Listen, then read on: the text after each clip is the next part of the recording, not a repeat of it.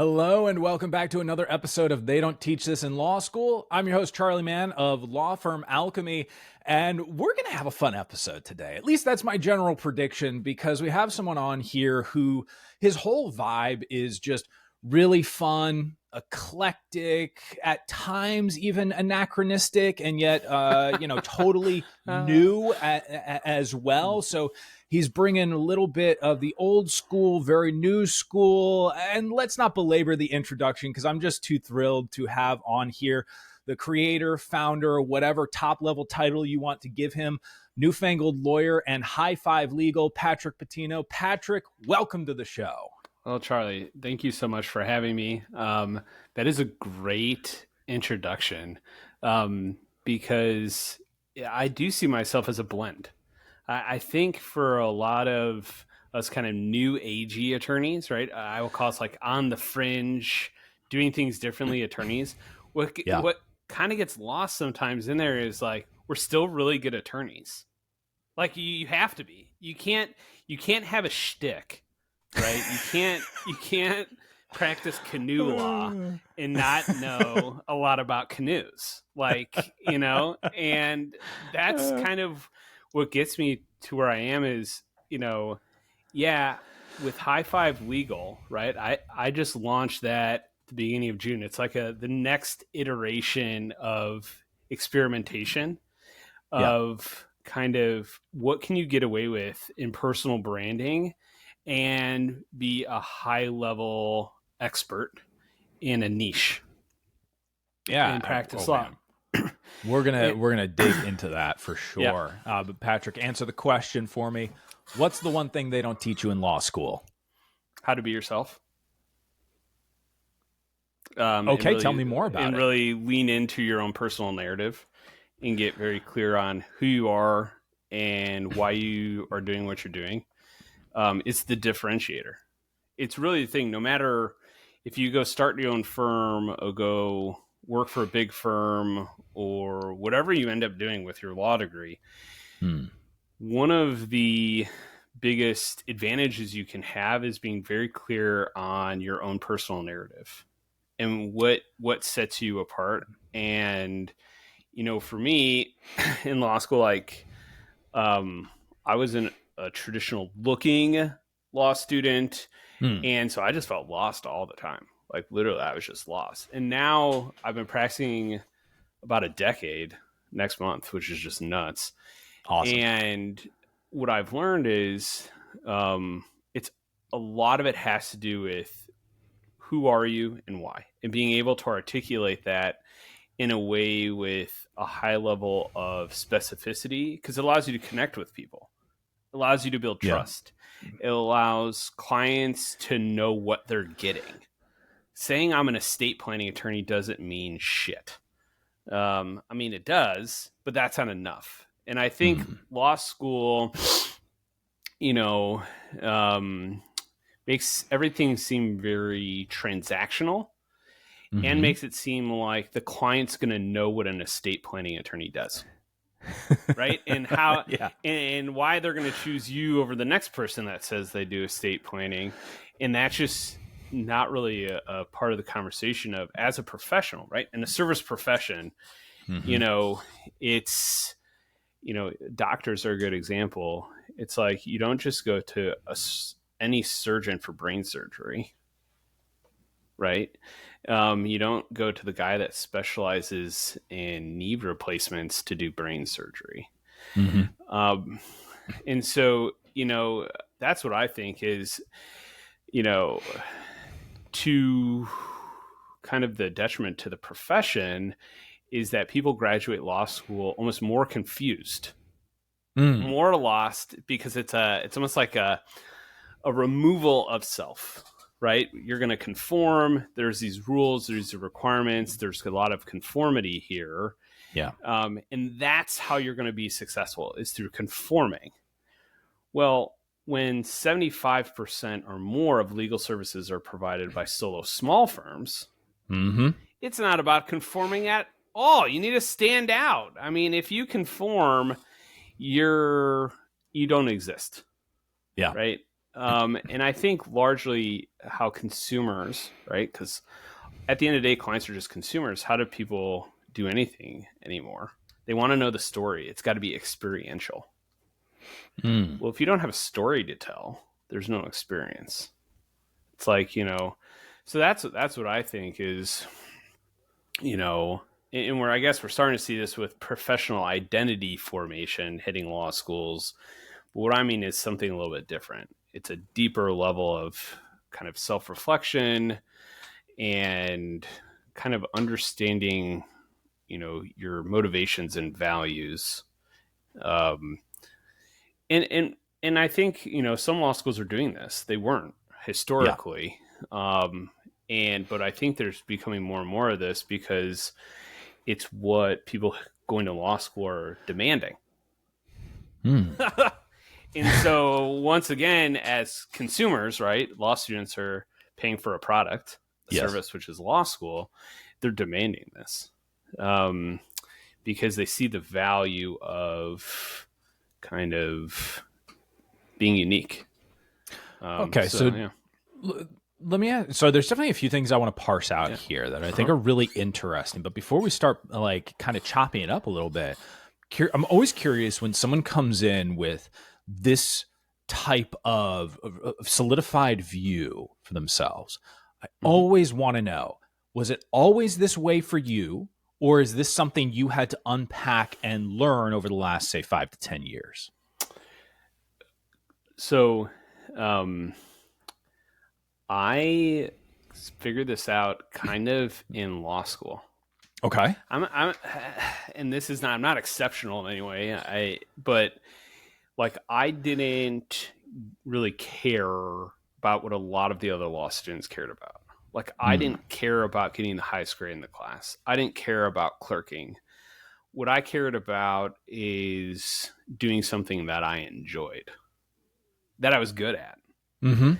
And that's unique. And so once I found the thing that I enjoyed and I was really good at, bankruptcy, and then I took a solo small firm class that I both loved and was good at, it just stuck. I was like, I'm going to just go out and do my own thing. Right. So I joined my father-in-law's practice out of law school. Right. And so he had been practicing about 30-ish years. And I modernized his practice. Right. He didn't know what he was saying yes to. And so actually, it's kind of this funny thing. I'm curious about that. I mean, it goes from, right, there was a traditional way of practicing law where you would send things like with return receipt envelopes, pre-stamped envelopes. Yes. And I was like, holy moly, figure bankruptcy paperwork 70 pages long. I mean, just in postage and printing. I was like, what if instead we just brought clients into the office to review the paperwork with them in person? Figure this was a decade ago. So, right, it's experiential. It's personable. It's all these things. And it saves you money, right? It meets the bottom line. So actually, for me, to answer your question is, I kind of knew in law school that, like I said, I felt kind of like I cared about different things. Yeah. And it was actually through the practice of the first kind of half of practicing, like the first 5 years, you kind of lose yourself. And it's been over the last 5 years that I've been like, how much can I remove of kind of these external, I guess, forces or ways of doing things or ways of feeling like you need to do things. It's almost like a removal process. It's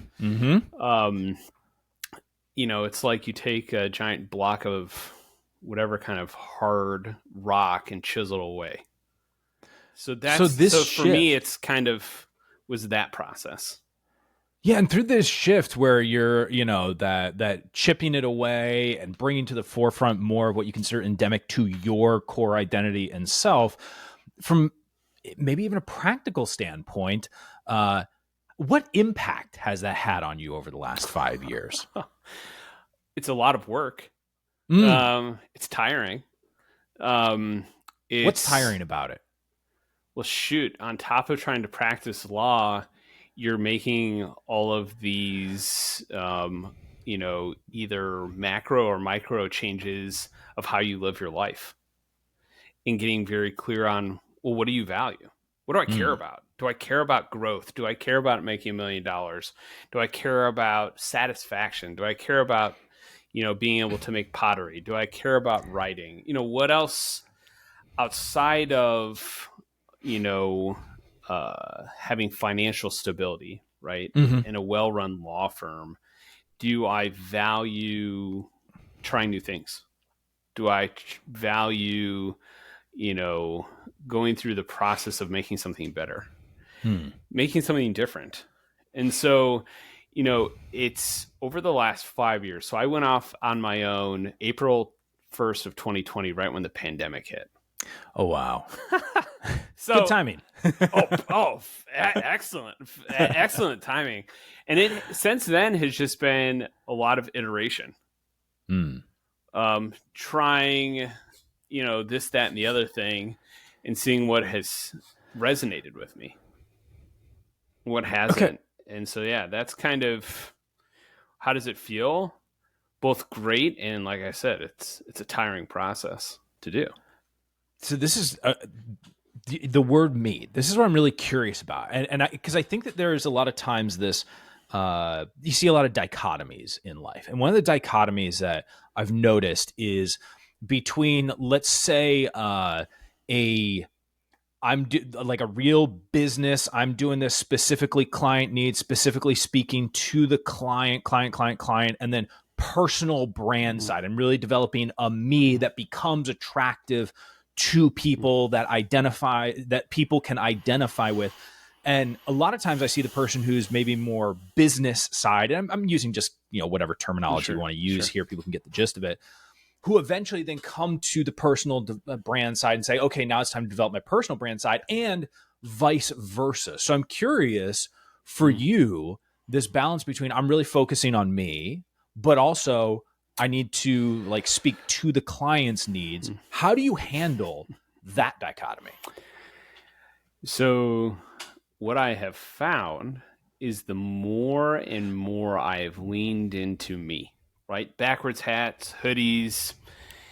I don't use a ton of legalese when I talk with people. I just usually just kind of shoot the breeze and say, like, okay, I can help you. This is how I can help you. And this is what you can expect.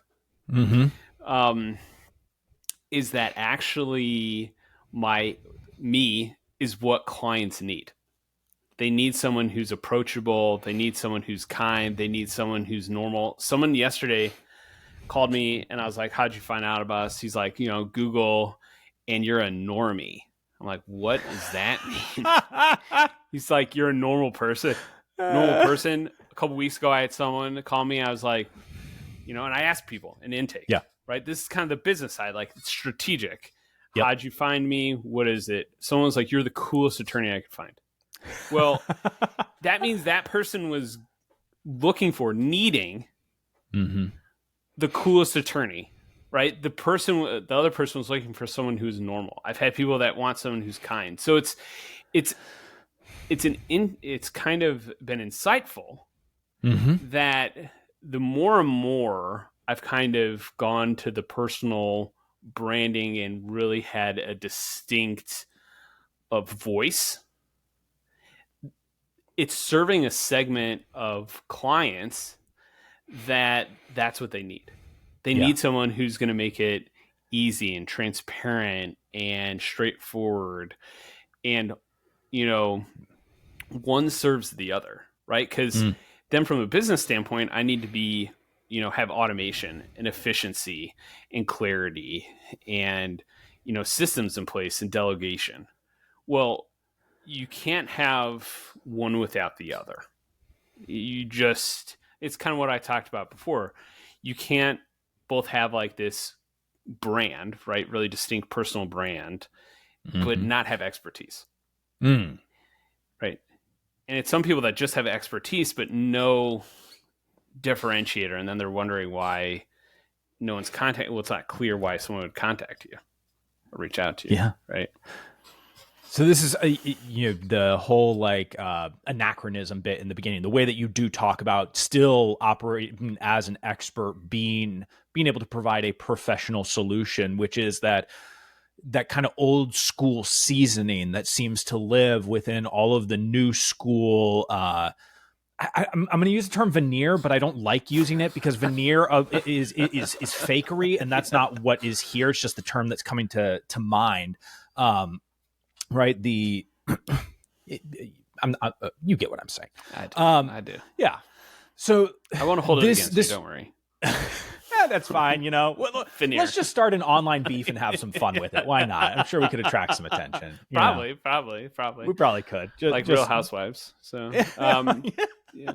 Charlie Man and Patino are having it out. That's just right. Because he said the word veneer and anachronistic. Oh man, we should just start it off on our original conversation about canoe law. So, but that's right, which no one was privy to. No one's now, yeah, it's true. Now everyone's going to want to know. They'll have to check the show notes about our. We're going to keep that I just secret. want everyone to know this is the deepest, darkest secret on the entire show. That's right. The canoe law. No one will know. But okay, so keep going. The veneer. So you have this reconciliation of these different archetypes for yourself. How often are you challenging the archetype that you've developed as most dominant and playing around with a different version of who that is? Man, that is has been. So I can speak like kind of what we talked about, like over the last 5 years, right? I went from working with my father-in-law, then we joined a very traditional family law firm that did some killer things, very clear on like culture and values and brand and business development. So I learned a ton there, but it was at that time, a very traditionally run law firm. Right. Yeah.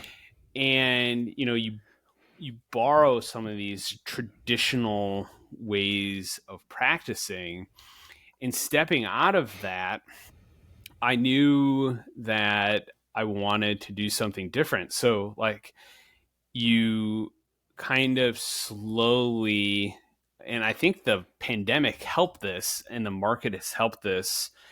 And what people expect from a professional is very different than what it was 5 years ago. Definitely 10 years ago.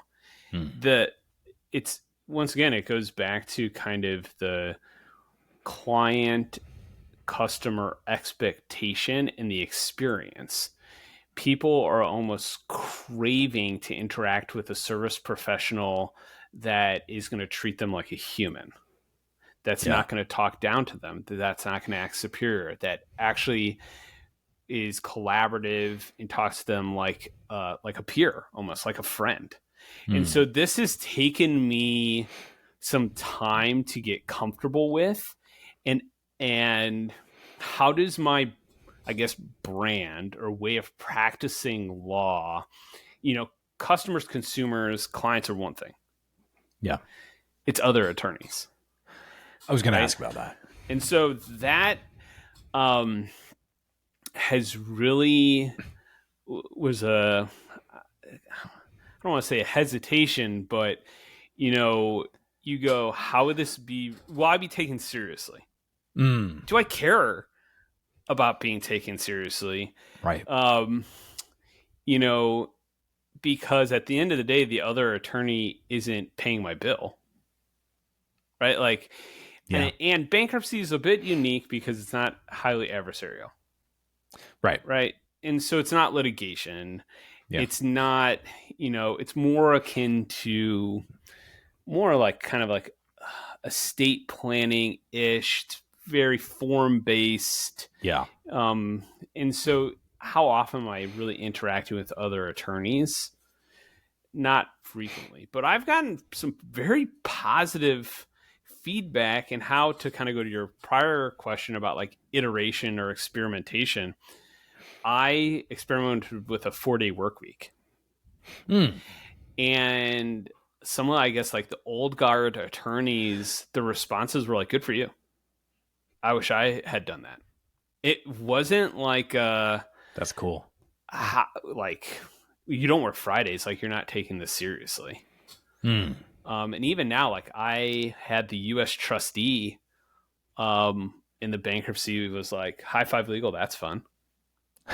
Like you have fun, right? Like, and That's so cool. yeah. And so, I mean, I think it's one of those things that as attorneys, we can do more than we think with branding, with Mm-hmm. messaging, with our marketing than we even realize. We can get away with a lot more and still be professional. Right. And still be taken seriously. We can have a little bit of fun. God. I would actually compare it, and this is just jumping to mind, so I'm curious your thoughts on this analogy, Patrick, which is it makes me think of the fashion world. And the reason I say that is because in the fashion world, there's a lot of stuff that people automatically accept as like the well-tailored suit. Great, 2 thumbs up. A well-structured dress with great draping. Great, 2 thumbs up. But then you have streetwear. And people can still look at streetwear, and even though they might be a traditional suit person, they can still look at it and go, I get what that person is going for, and they seem to be operating with the same level of intention as the person wearing a 3-piece suit, right? So that's the analogy that's bouncing around in my head here. What do you think? It has to do with the intentionality. Yeah. Right. This is no accident. I did a lot of thinking. This wasn't like just one day I was like, I'm going to do this in a sloppy way. It's Right. like anything you do, right? It's like if you go to the High Five Legal website, that's really strategic. That is well thought out. That took hours and hours and hours to do to get it to look that way. Deciding to start wearing backwards hats and hoodies, that happened. I was giving a presentation about like living your values. And I told my wife, maybe it was a question, maybe it was a statement of like, I think I'm going to give this presentation for the first time and like not wear a suit. And she was like, go for it. Nice. And so that was about 2.5-ish years, a year and a half ago. Yeah, a year and a half ago. And so, yeah, it has to do with about being strategic, right? I'm serving a different type of market from like a business to consumer standpoint than some other attorneys, right? Sure. And for me, it's like I don't want a particular kind of client that wants an attorney who's wearing a suit and a stuffy. It's not going to work, right? Right. That's just not. I run a virtual firm, and so I am going to have people that are fairly high tech users, right? That are attracted to that. Well, if you have it's kind of like a synergy, right? An alignment. Yeah. To use a very corporate term, a synergy, vertical integration. Yep. Exactly. So corporate. So bring me in. So corporate. So 2 things here. The virtual firm, you're also someone who talks about like client experience. And I found, as the pandemic hit, this was one of the sticking points for a lot of law firms was trying to piece together how do we still provide a great customer experience while delivering it virtually. So you have a virtual first firm. How do you make the experience awesome for your clients? Yeah, so a couple things. One, we're a virtual only firm, not even first. I haven't met a client in person in 4.5 years. Wow. Okay. And so for us, it's the experience is all about ease, right? And we tell people, right? People will parrot back to you, right? People love confirmation bias. Like if you tell someone that it's going to be easy and painless, what do? They seek to confirm that bias. So we feed this to them, right? This is another intentional thing. From the very first time I talk with someone, I tell them this is going to be painless. This is going to be easy. We're going to walk you through the entire thing, but we're going to need your help too, right? And so, in terms of the experience, a lot of it comes down to having a system in place, having automation. Like, we don't do a lot of stuff manually. Right. Which Is that true on like the legal work, client communication, marketing side? What role does that play? It has to do with, I would say, things that historically you would have like a legal assistant do, right? So like, or a file clerk. Like, new client hires you. What do? You go get a hanging folder. You're going to make some tabs. It's going to be color coded. You're going to print off a bunch of stuff and shove it in there. And no one's going to look at it again. But that took time, right? And you paid someone for that time. Yeah. We have that as all automated. And so, I mean, we use I would say a suite of software solutions, like Lawbroker to Lawmatics to Clio to Google Drive. I mean, it's all, I guess, integrated where, for us, it allows us to spend our time on the client experience. Right? Like, it frees us up. Like, we're not having someone manually opening a folder in Google Drive. Zapier is doing that for us. Nice. Right? And so, in terms of the experience, the other thing, too, is you need good people that buy into it. And this has been the biggest challenge. I'm not throwing shade at anyone that I've worked with, but the biggest challenge about working virtually that I have found is finding people that can thrive in that environment. What do you look for in that type of individual?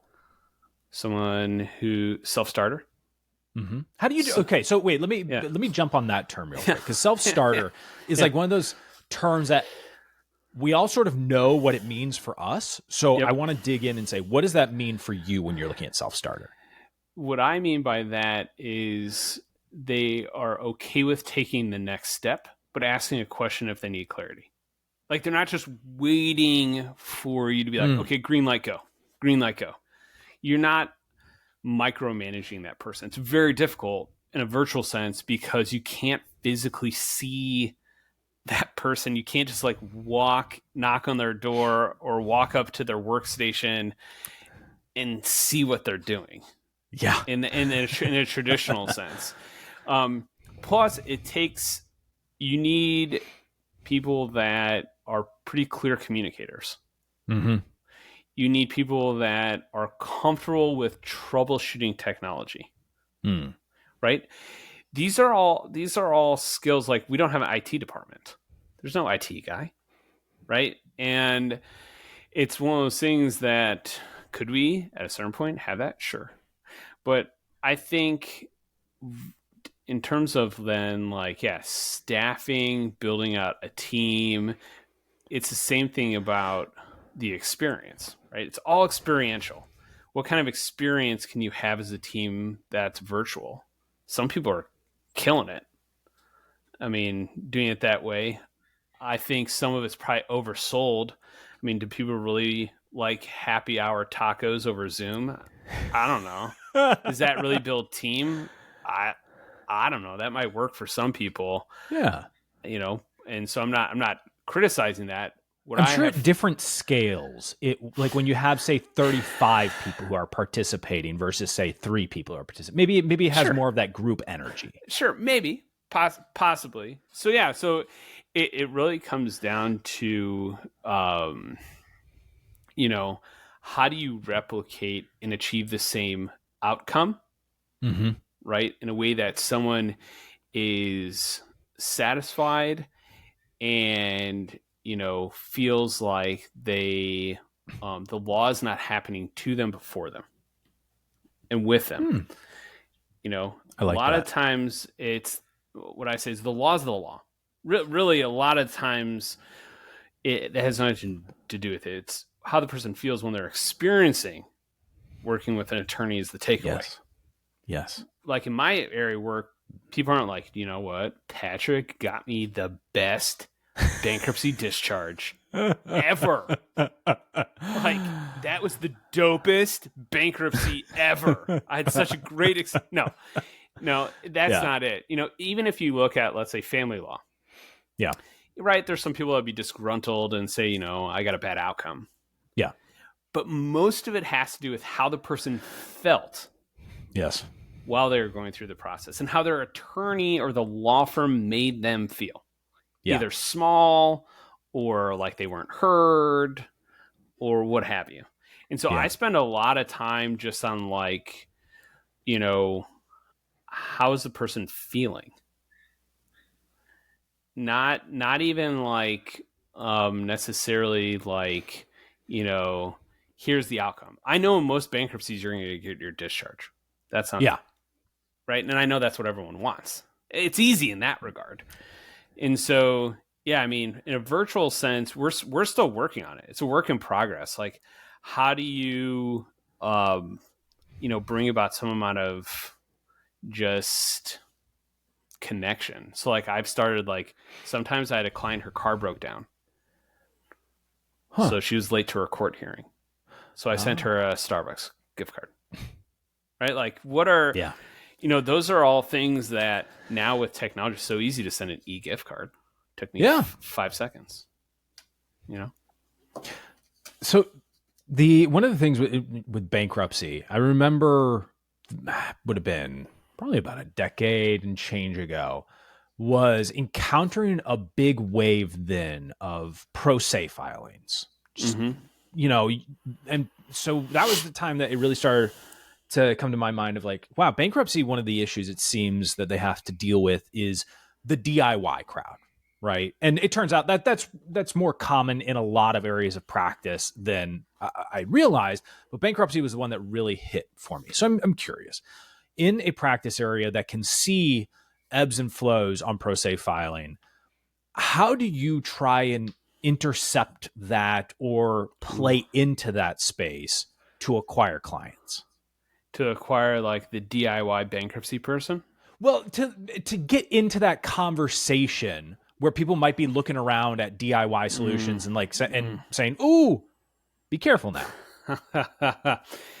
Yeah, that's a great question. Actually, pro se filings right now are fairly high because, there's some really savvy people out there. The issue is you don't know what you don't know. It looks like you're just filling out a box. But typically what ends up happening is that, I've had people pro se call me after they have filed, right?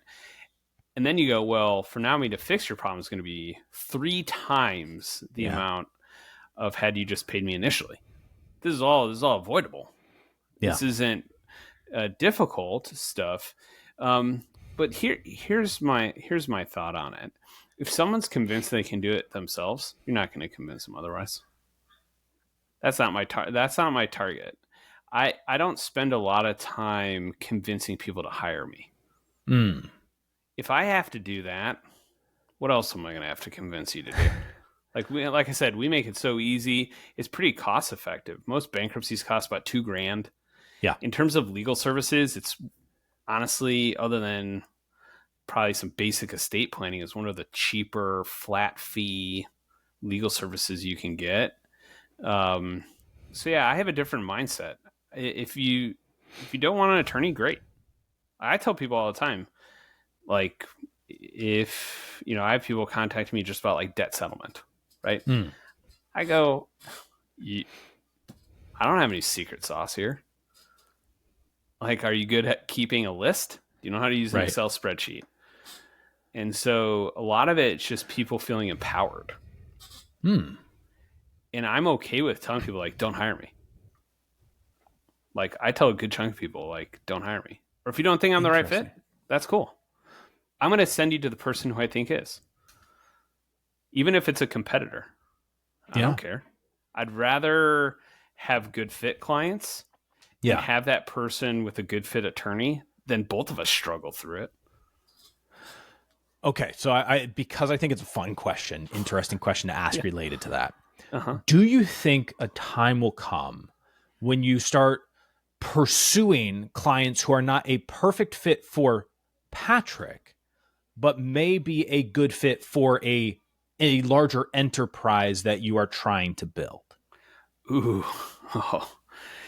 That is a fantastic question. So, once again, going back to being intentional and strategic, there's a reason why my law firm is not my last name. Is that hopefully at some point this becomes not me, where I can be, I guess kind of like the Wizard of Oz. I can sit behind it, but it's not dependent upon just me. I think in terms of like a firm's core values or brand, right? What we're going for with High Five is to be fun, fresh, accessible, approachable. That's my ethos. But and I have a particular kind of client I want to work with. Yeah. But let's say, for example, we start doing other things like family law, right? I think you still have to have clients that buy into your values, your ethos, your brand. But an ideal client for me may be different than another attorney. I think there's more, kind of a spectrum there, a little bit more of breadth than, it all has to run through me. Or like, who'd be an ideal Patrick client would just be, I think, a limiting way of looking at it. And I think a lot of attorneys fall prey to this. Definitely. And then it's like, well, they're like, that's not a client, a good client for the firm, when really they're saying, I wouldn't take that client. 100% agree. And the way that you kind of talk about, again, that level of intentionality. And look, one of the core values at Law Firm Alchemy is intention, I believe, in operating with a high degree of it. And so as you were talking about that and, some of the business stuff that you talked about, the automation, I figured there had to be, even if it isn't something you think about frequently, there had to be a layer of that you consider. And it's very clear that you do understand the difference. Like you've reckoned with the difference between what you can do versus a scaled enterprise can do. Should that be something that you want to pursue in an aggressive fashion, if it fits with Patrick's life, right? Oh yeah. I mean, because that's the thing too, is everything comes with a cost. Yep. And this is the sexy thing right now, right? Is scaling. And what does that mean? What am I scaling? Am I scaling my capacity to go canoeing? Like, what am I building? What am I scaling? More time for pottery? More time for pottery. More time to just sit and look at the clouds. Like, what am I scaling here? Yeah.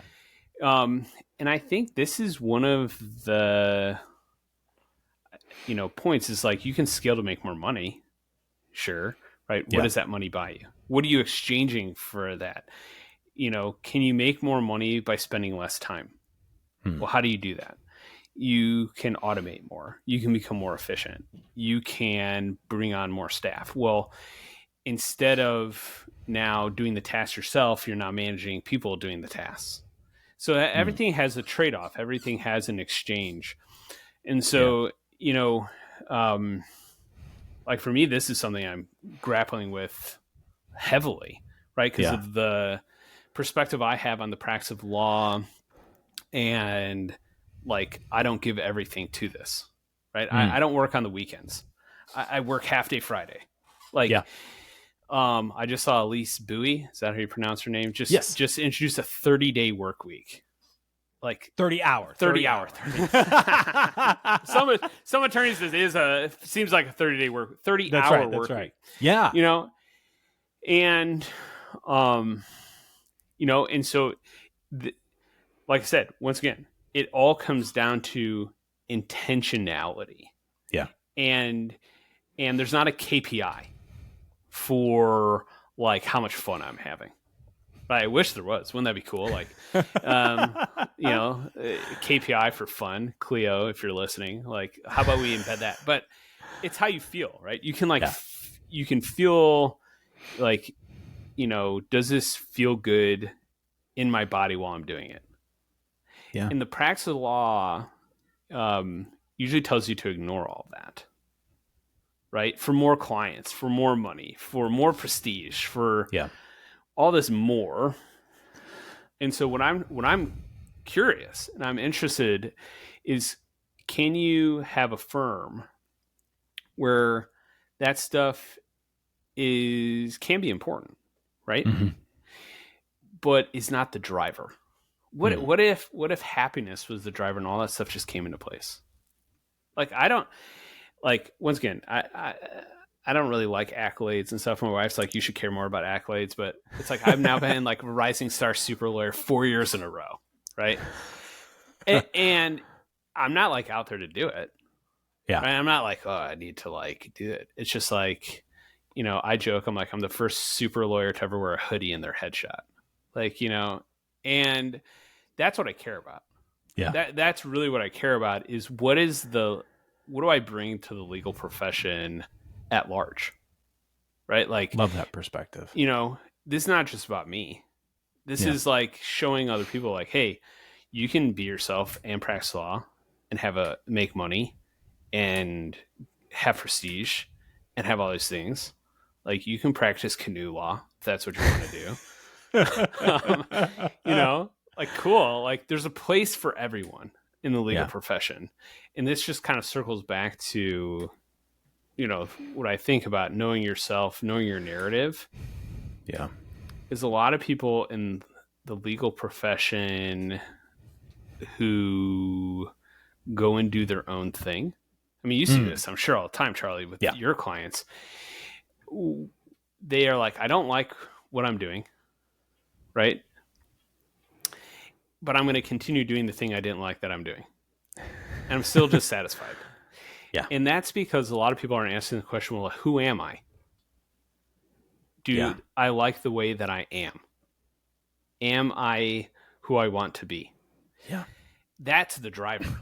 That's what I've discovered is the driver. If I am satisfied with who I'm being, the doing will come. Yeah. And you don't have to just don't play it safe. God, it's boring. God, so many attorneys like I went off and started my own firm. You're like, I'm doing something different. Like, you look really close. You're like, man, it certainly seems like you're doing exactly the exact playbook you're doing before. What did you change? Yeah. And so I just invite people, like, fucking go radical. Yes, there are parameters, right? We have like rules of professional responsibility. Yes. You can't show up to court wearing a jumpsuit yet until millennials are on the bench. And then it'll be like, wear your Air Jordans. That's part of the local rules. Like, those aren't Air Jordan 13s. You're out of the courtroom. Like, sorry. You're in contempt until you go find your Air Jordan 13s with a hologram on the side. So yeah, that's how I think, man. I love that. So, Patrick, before I ask you the last little question here, if people are like, man, I really got to learn more about this guy, I want to connect with him, what's the best place to send them? Ooh, so a couple places. LinkedIn. So you can hit me up on LinkedIn. You can hit me up on Spotify and Apple Podcasts, where the Newfangled Lawyer is posted. New season coming here soon, season 3. And all we do there is learn about people's personal narratives, because it's so important to hear about what other people are doing, where they've been. Nice. And then, check out my website for my law firm, High Five Legal. And I'm always happy to talk about what I'm doing, how I'm doing it. Like I tell anyone, bring me into any law school, I'll blow some minds, and we'll have a lot of fun doing it. It's going to take a particular law school to take me up on that. So, always happy to chat about how I'm doing it, what I've tried, what has worked, what hasn't worked, and how experimenting is okay. You can take risk and you'll survive. All right. So last little 3-parter for you, which is, what are you reading, watching, and listening to these days? Oh boy. Watching, I just finished season 3 of The Bear. Oh, nice. Have you watched that? I have only gotten through season 1. It's been on my list to pick up. I won't do the long narrative on it, but Yeah, it's a great show. Yeah. So, bit about that. So, and I'll be quick. Is restaurants and law firms are very similar. There's a lot you can learn from what that industry experiences. What I'm reading is right now Rick Rubin's book. What is it called? Creative. The creative. Yeah, it's escaping me as well right now. That one. I'm reading that one right now. I actually took a break from reading. I was reading so much, but that's what I'm reading at the moment. And what am I listening to? This is going to be like in terms of like music or podcasts or anything. What are you listening to? Anything? Just what are you listening to? It's really, I'm listening to the Noah Kahn, Olivia Rodrigo radio on Spotify. Nice. Yeah. I can dig that. No, it's awesome. They sing one of his songs together. It's pretty good. Yeah, that's what I'm listening to, man. Very cool. Very cool. Patrick, I so appreciate this conversation. I'm so glad that we were able to take this off of, the occasional LinkedIn exchange and actually talk about the energy, the ideas, the different perspectives that you have on the law. So really appreciate you, Patrick. Thank you for your time. Thanks, Charlie. Thanks for having me. Absolutely. And we will see you all in the next episode of They Don't Teach This in Law School. Awesome.